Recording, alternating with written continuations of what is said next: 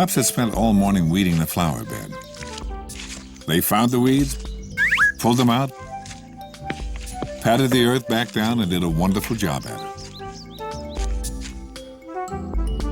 After lunch, Farrah and Dilly started to skip rope. Tanker and Smudge were about to fly their kite. But before they could get started, the alarm went off. The call was from Angora, Rabbit's mother. When we arrived, Angora's mother was quite upset. She said a strange creature was on the loose and Angora was missing. The pups hurried into the backyard where Angora was last seen. Farrah was astonished to see blue handprints on the back wall of Angora's house. I was surprised, too. I'd never seen anything like them before. Tanker and Smudge looked around and noticed a path of flattened grass heading zigzaggily toward the door. And we all wondered what kind of creature would leave blue handprints and zigzag when it walked. Dilly took a good look at the doorknob and found blue marks there, too. She was a little bit afraid.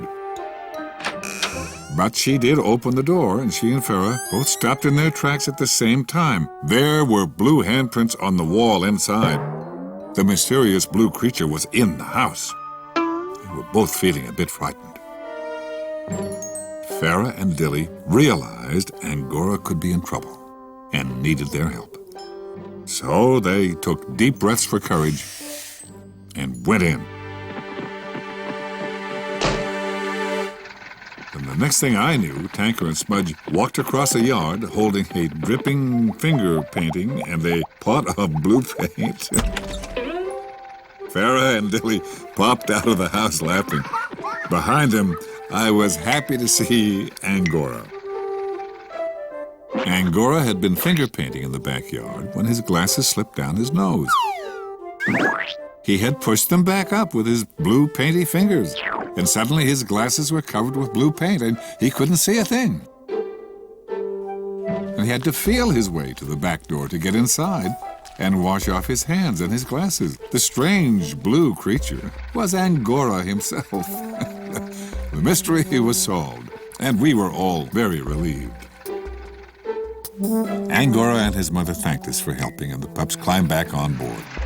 As we drove away, I heard Angora's mother tell him it would be wise to keep a tissue in his pocket so he could wipe his glasses whenever they got dirty. Moms are so smart. As soon as we got back, Farrah and Dilly tied one end of their skipping rope to the tree and were happily skipping. The girls took turns and had a terrific skipping, giggling, singing time.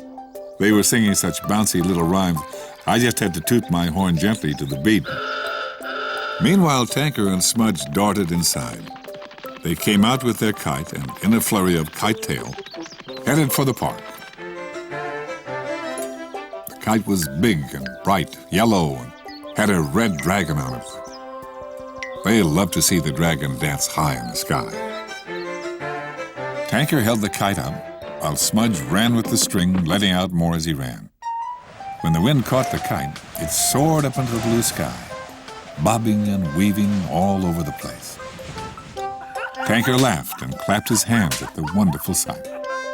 When the kite was almost as high as the trees, Smudge shouted to Tanker that it was his turn to run with the kite. Tanker ran to Smudge, took the ball of string, and kept on running. And the kite kept flying high. Well, at least for a while.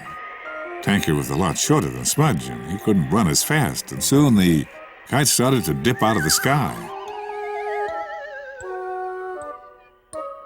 The dragon kite was heading for the ground. Smudge shouted that he'd better be the runner, and when Tanker passed him the ball of string, he bumped Smudge, and they both fell down. Even though he was supposed to be having fun, Tanker started to feel frustrated. He just wanted to fly the kite like Smudge. When Tanker stood up, he could see what Smudge couldn't. The kite was heading straight for a tree. Tanker tried to warn him, but the kite flew right into its branches. Tanker ran over to Smudge and said in a not very friendly voice that he shouldn't have flown the kite so wide. He said it was Smudge's fault it got caught in the tree. Well, Smudge explained that the tree just sort of got in the way at the last second. Tanker was very angry. He looked at Smudge. Smudge looked at the ground. He honestly didn't do it on purpose. Tanker thought for a moment and then realized he'd hurt Smudge's feelings. He apologized and said he was angry at himself. He wanted to be good at kite flying, and he wasn't really angry at Smudge at all. Smudge looked at his friend for a minute, and then he smiled.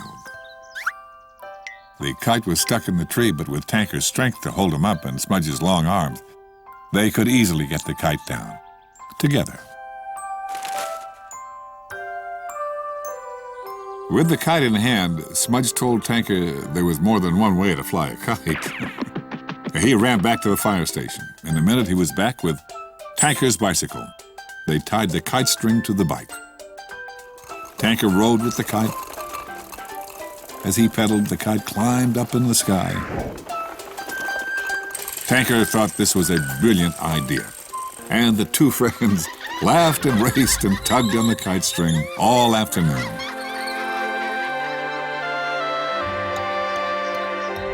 Later, when the kite was flying higher than they'd ever flown it before, all Tanker and Smudge had to do was lie on the grass and enjoy. A few gentle tugs on the string kept the kite high. And Tanker smiled as he realized something, that he and Smudge were a very good team when they worked together. And you know, I'll bet you have a friend who isn't exactly the same as you, but that when you work together, you make a great team. And have lots of fun, too.